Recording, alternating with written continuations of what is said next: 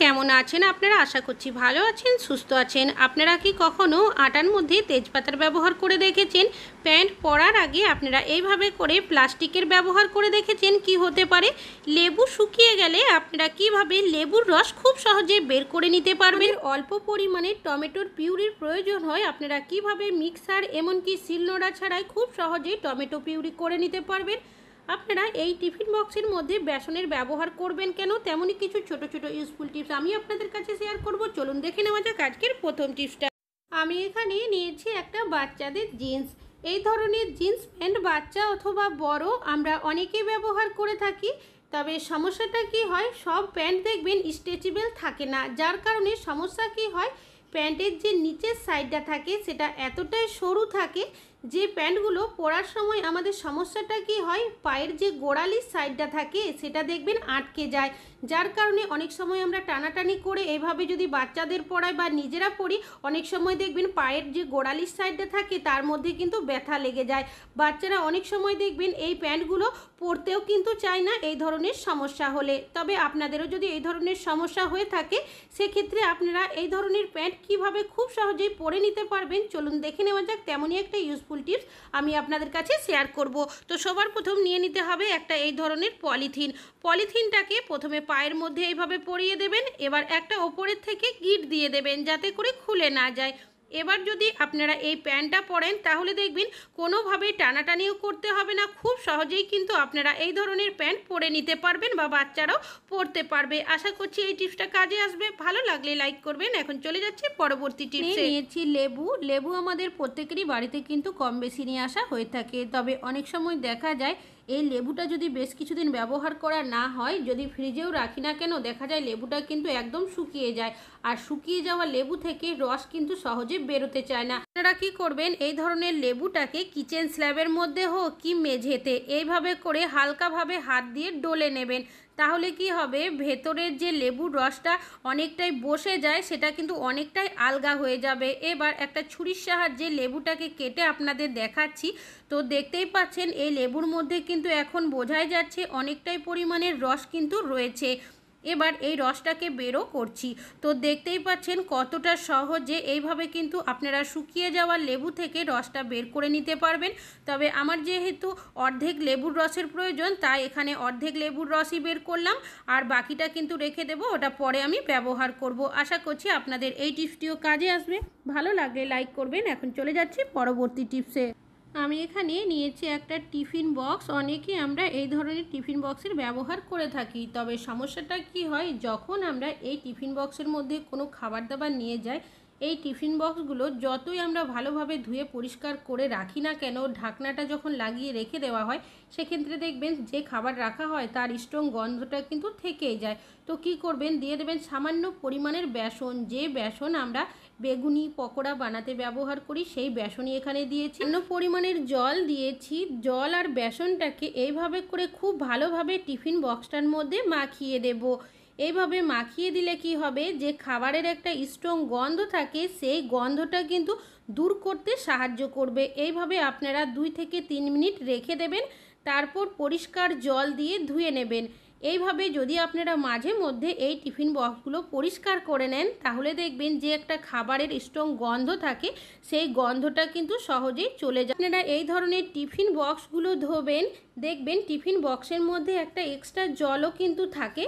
তো অবশ্যই কিন্তু এই টিফিন বক্সটাকে সব সময় ধুয়ে নেওয়ার পর এইভাবে উল্টো করে রাখবেন। সেক্ষেত্রে কি হবে, জলটা সহজে ঝরে যাবে, তাছাড়াও গন্ধটাও কিন্তু সহজেই চলে যাবে। আশা করছি টিপসটা কাজে আসবে। এখন চলে যাচ্ছি পরবর্তী টিপসে।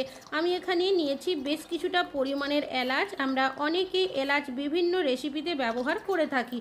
তবে এলাচের যে খোসাটা থাকে সেটা কিন্তু কেউই ব্যবহার করি না, ফেলে দিই। তবে এলাচের যে খোসাটা থাকে সেটা কিন্তু ভুল করেও ফেলবেন না। কি কাজে এটা ব্যবহার করবেন চলুন দেখে নেওয়া যাক। কিন্তু চা খেয়ে থাকি, চা খেতে খুবই পছন্দ করি। তবে এই চায়ের যে কৌটোটা থাকে তার মধ্যে আপনারা কি করবেন, এলাচের খোসাগুলো রেখে দেবেন। অনেকেই দেখবেন আমরা এলাচ দিয়ে চা খাই, তাছাড়াও এলাচের খোসার মধ্যেও কিন্তু এলাচের গন্ধটা থাকে। এইভাবে আপনারা রাখবেন, তাহলে দেখবেন আলাদা করে চায়ের মধ্যে এলাচ ব্যবহার করতে হবে না। আশা করছি টিপসটা কাজে আসবে। এখন চলে যাচ্ছি পরবর্তী টমেটো। আমরা অনেক রান্নাবান্নাতেই টমেটোর ব্যবহার করে থাকি, তবে অনেক সময় দেখবেন আমাদের টমেটোর পিউরির প্রয়োজন হয়, তবে সব সময় কিন্তু বেশি পরিমাণের প্রয়োজন হয় না, অনেক সময় অল্প পরিমাণেরও কিন্তু প্রয়োজন হয়। সেক্ষেত্রে আমাদের সমস্যাটা কি হয়, অনেক সময় যদি আমরা মিক্সারেও পেস্ট করি বা শিলনোড়া দিয়েও পেস্ট করতে যাই, সেক্ষেত্রে কি হয়, সহজে পেস্টও করা যায় না, তাছাড়াও টমেটোর যে খোসাটা থাকে সেটাও কিন্তু টমেটোর পিউরির মধ্যে রয়ে যায়। তো আপনারা একটা গ্রেটার নিয়ে নেবেন, গ্রেটারের সাহায্যে টমেটোটাকে এইভাবে করে যদি হালকাভাবে গ্রেট করতে থাকেন, তাহলে দেখবেন সুন্দরভাবে কিন্তু টমেটোটা একদম পিউরি হয়ে যাবে। তাছাড়াও এইভাবে যদি আপনারা টমেটো পিউরি বানিয়ে নেন, তাহলে সুবিধা কি হবে, একটুও কিন্তু দানা দানা হবে না, আর খোসার যে অংশটা থাকে সেটা কিন্তু ওপরেই থেকে যাবে। আপনাদেরও যদি সামান্য পরিমাণে টমেটোর পিউরির প্রয়োজন হয়, সেক্ষেত্রে আপনারা মিক্সার, শিলনোড়া কোনো কিছুই ছাড়াই একটা গ্রেটারের সাহায্যে এইভাবে সুন্দরভাবে করে নিতে পারবেন। আশা করছি টিপসটা কাজে আসবে। এখন চলে যাচ্ছি পরবর্তী। বেশ কিছুটা পরিমাণের আটা আমাদের প্রত্যেকেরই বাড়িতে কম বেশি নিয়ে আসা হয়ে থাকে, তবে দেখবেন যখন আটার চাহিদা বেশি হয়ে যায়, সাপ্লাই কম থাকে, সেক্ষেত্রে অনেক সময় কি হয়, আটার মধ্যে বিভিন্ন ধরনের জিনিস কিন্তু মিশিয়ে দেওয়া হয়। দেখা যায় অনেক সময় চালের গুঁড়ো মিশিয়ে দেওয়া হয়, বা কখনো কখনো আটার মধ্যে ভুসির পরিমাণও কিন্তু অনেকটাই বেশি থাকে। আর এই ধরনের সমস্যা হয়ে থাকে যখন দেখবেন আমরা বাজার থেকে লুজ আটা কিনে নিয়ে আসি। তো আপনারা কিভাবে বুঝবেন আটার মধ্যে কোনো কিছু মেশানো রয়েছে কি মেশানো নেই? সবার প্রথম এখানে একটা কাঁচের গ্লাস নিয়ে নিয়েছি, আপনারা এখানে কাঁচের যে কোনো পাত্র নিতে পারেন, দিয়ে দিয়েছি বেশ কিছুটা পরিমাণের নর্মাল জল। এবার এখানে আমি দিয়ে দেব কিছুটা পরিমাণের আটা। তো আপনারা এইভাবে করে একবার হলেও কিন্তু পরীক্ষা করতে পারেন। আটাটাকে দেওয়ার পর এইভাবে করে আপনারা ভালো করে মিশিয়ে নেবেন।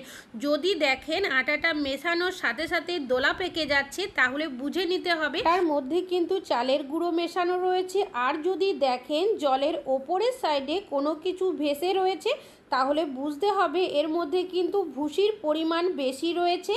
তো এইভাবে কিন্তু চেক করে নিতে পারেন। তবে দেখতেই পাচ্ছেন এর মধ্যে কিন্তু কোনো রকমই সমস্যা দেখা যাচ্ছে না, তার মানে এটা কিন্তু বোঝাই যাচ্ছে এই আটার মধ্যে কিন্তু কোনো কিছু মেশানো নেই। তাছাড়াও আরও একবার আপনারা এই টিপসটা ফলো করতে পারেন। মিশিয়ে নেওয়ার পর কিছুক্ষণ পর দেখবেন, যদি দেখেন এর কালারটা চেঞ্জ হয়ে যাচ্ছে, তাহলেও বুঝতে হবে যে এর মধ্যে কোনো কিছু মেশানো রয়েছে। তবে আমি এইভাবে করেই 3 মিনিট মতো রেখেছিলাম। এবার আপনাদেরকে জলটা দেখিয়ে দিচ্ছি, দেখতেই পাচ্ছেন এটা কিন্তু আটার ন্যাচারাল কালারই রয়েছে, অন্য কোনো কালার হয়ে যায়নি। আশা করছি আপনাদের এই টিপসটিও কাজে আসবে। ভালো লাগলে লাইক করবেন। এখন চলে যাচ্ছি পরবর্তী টিপসে। নিয়েছি বেশ কিছুটা পরিমাণের তেজপাতা। আমরা কম বেশি অনেকেই রান্নাবান্নাতে তেজপাতার ব্যবহার করে থাকি, তবে সমস্যাটা কি হয়, বাড়িতে যদি বেশ কিছুদিন তেজপাতা অনেকটাই পরিমাণে নিয়ে আসা হয়, সেক্ষেত্রে দেখা যায় এই তেজপাতা কিন্তু সহজে শেষ হয় না, যার কারণে দেখা যায় বেশি দিন বাড়িতে থাকলে ফাঙ্গাস ধরে যায়। আর তেজপাতার স্ট্রং গন্ধ থাকে, যার কারণেই কিন্তু আমরা রান্নাতে ব্যবহার করি। তবে ফাঙ্গাস ধরে গেলে সেই তেজপাতা আমরা কিন্তু কেউ ব্যবহার করি না, ফেলে দিতে হয়। তবে এই ধরনের সমস্যা যদি আপনাদের সাথেও হয়ে থাকে, সেক্ষেত্রে আপনারা কি করবেন, আপনারা যদি রুটি করে থাকেন, দেখবেন রুটি করার পর তাওয়াটা অনেকক্ষণ গরম থাকে, আর না হলে আপনারা তাওয়াটা একটু গরমও করে নিতে পারেন। সেই তাওয়ার মধ্যে আপনারা তেজপাতাগুলো দিয়ে দেবেন, এইভাবে করে দিয়ে কিছু সেকেন্ড রাখবেন। তারপর আপনারা খুন্তি বা হাতার সাহায্যে তেজপাতাগুলো এইভাবে করে একটু নাড়াচাড়া করে উল্টে নেবেন। এইভাবে করে হালকা গরম তাওয়ার মধ্যে যদি কিছুক্ষণ উল্টো পাল্টা করে তেজপাতাগুলো সেঁকে নেওয়া হয়, তাহলে দেখবেন যে ফাঙ্গাস ধরে যাওয়ার সমস্যাটা থাকে সেটা কিন্তু চলে যাবে। অনেক সময় তেজপাতাগুলো দেখা যায় নেতিয়ে যায়, তেজপাতার যে একটা সুন্দর গন্ধ থাকে সেই গন্ধটা কিন্তু থাকে না যদি বেশি দিন বাড়িতে থেকে যায়। সেক্ষেত্রেও আপনারা এইভাবে গরম তাওয়ার মধ্যে যদি কিছুক্ষণ নাড়াচাড়া করে রাখতে পারেন, সেক্ষেত্রে দেখবেন এই তেজপাতাগুলো অনেক দিন আপনারা ব্যবহার করতে পারবেন কোনো কৌটো বা জারের মধ্যে রেখে। আশা করছি টিপসটা কাজে আসবে। ভালো লাগলে লাইক করবেন। এখন চলে যাচ্ছি পরবর্তী। আমরা প্রত্যেকেই বাড়িতে কিন্তু আটার ব্যবহার করে থাকি রুটি করার জন্য, তবে অনেক সময় দেখবেন আমরা যদি কোনো কাজের জন্য বেশ কিছু দিনের জন্য বাইরে চলে যাই, দেখা যায় আটাটা কিন্তু বাড়িতে থেকে যায়। আর আটা যদি বেশি দিন বাড়িতে থেকে যায়, অনেক সময় দেখা যায় আটা দোলা পেকে যায়, যার কারণে দেখা যায় আটার মধ্যে কিন্তু পোকা ধরে যায়। তবে আপনাদের বাড়িতেও যদি আটা অনেক দিন থেকে থাকে বা যদি কোনো কারণে বাইরে চলে যান, সেক্ষেত্রে বেশ কিছুটা তেজপাতা নিয়ে নেবেন। তেজপাতাটা অবশ্যই ভালো করে জল দিয়ে ধুয়ে শুকিয়ে নেবেন। তারপর আটার মধ্যে যদি এইভাবে করে কিছুটা তেজপাতা দিয়ে রাখেন, তেজপাতার মধ্যে যে একটা স্ট্রং গন্ধ থাকে, গন্ধের কারণে দেখবেন এই আটার মধ্যে কিন্তু দলা পেকেও যাবে না, এমনকি পোকা ধরবে না। আশা করছি টিপসটা কাজে আসবে। ভালো লাগলে লাইক করবেন। এখন চলে যাচ্ছি পরবর্তী টিপস। আমি এখানে নিয়েছি কৌটোর ঢাকনা। আমাদের অনেকেরই বাড়িতে কোনো না কোনো কৌটো বা জার থাকে। অনেক সময় যদি জার বা কৌটোগুলো ভেঙে যায়, তার সাথে কিন্তু আমরা ঢাকনাগুলোও ফেলে দিই, কোনো কাজে ব্যবহার করি না। তবে আপনাদের বাড়িতেও যদি এই ধরনের কোনো ঢাকনা রয়েছে, তাহলে আপনারা কিভাবে এই ঢাকনাগুলো ব্যবহার করতে পারেন তেমনই একটা ইউজফুল টিপস আপনাদের কাছে আমি শেয়ার করব। তো আমরা প্রত্যেকেই কিন্তু তেলের ব্যবহার করে থাকি। তেলটা নিয়ে আসার পর কি করি, কোনো না কোনো বোতল বা ফানেল বা জারের মধ্যে ঢেলে রাখি। তবে সমস্যাটা কি হয়, আমরা অনেকেই কিচেন স্ল্যাবের মধ্যে রাখি বা যদি কোনো র্যাকের মধ্যে রাখি, সেক্ষেত্রে দেখা যায় যখন আমরা তেলটা ঢালতে যাই, সেক্ষেত্রে সমস্যাটা কি হয়, যে বোতল বা ফানেল থাকে তার গা বেয়ে কিন্তু অনেকটাই তেল ঝরতে থাকে। যে জায়গার মধ্যে আমরা তেলের বোতল বা ফানেলগুলো রাখি না কেন, সেই জায়গাটাও কিন্তু তেল চিটচিটে হয়ে যায়। তো আপনারা এইভাবে যদি ঢাকনার ওপরে রাখতে পারেন, সেক্ষেত্রে যদি বোতলের গা বেয়ে তেলও ঝরে, তাহলে ঢাকনার মধ্যেই পড়বে। যে জায়গায় রাখবেন সেটা কিন্তু আর তেল চিটচিটে হবে না। আশা করছি টিপসটা কাজে আসবে। ভালো লাগলে লাইক করবেন। এখন চলে যাচ্ছি পরবর্তী টিপসে। নিয়েছি একটা প্রেসার কুকার। আমরা প্রেসার কুকারে প্রত্যেকেই কিন্তু রান্নাবান্না করে থাকি। তবে আপনারা কি কখনো প্রেসার কুকারের মধ্যে লবণের ব্যবহার করে দেখেছেন? কি হতে পারে, আমি কিছুটা পরিমাণে লবণ দিয়েছি আর কিছুটা জল এইভাবে করে ছিটিয়ে দিলাম। এবার লবণ আর জলটাকে প্রেসার কুকারের মধ্যে খুব ভালোভাবে মাখিয়ে নিতে হবে, যাতে করে একটা লবণের লেয়ার হয়ে যায়। আমরা যখন প্রেসার কুকারে রান্নাবান্না করি, অনেক সময় দেখা যায় গ্যাস যদি শেষ হওয়ার থাকে, সেক্ষেত্রে শেষের দিকে কি হয়, একটা বার্নার থেকে কালি মতো উঠতে থাকে।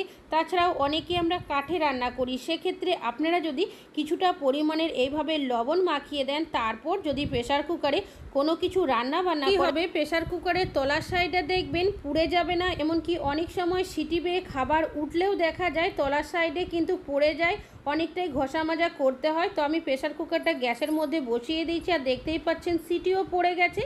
কিছুক্ষণ নামিয়ে রাখবো। এবার প্রেসার কুকারের ঢাকনাটাকে খুলে আমি এখানে যেহেতু ডাল সেদ্ধ করেছি, ডালটাকে একটা পাত্রের মধ্যে ঢেলে আপনাদের দেখাবো। তো দেখতেই পাচ্ছেন প্রেসার কুকারের তলার সাইডটা কিন্তু একটুও পুড়ে যায়নি। এইভাবে যদি আপনারা প্রেসার কুকারে রান্না বান্না করে থাকেন, তাহলে কিন্তু আপনাদের ঘষা মাজা করে প্রেসার কুকারটাকে ধুয়ে পরিষ্কারও করতে হবে না। দিয়েও প্রেসার কুকারটা পরিষ্কার করেন, তাহলেও দেখবেন সম্পূর্ণ পরিষ্কার হয়ে যাবে। এখন যেহেতু অনেকটাই গরম রয়েছে, জল দিয়ে ধুয়েও আপনাদের দেখালাম। আশা করছি আপনাদের এই টিপসটিও কাজে আসবে। ভালো লাগলে লাইক করবেন। আজকে এখানেই শেষ করছি।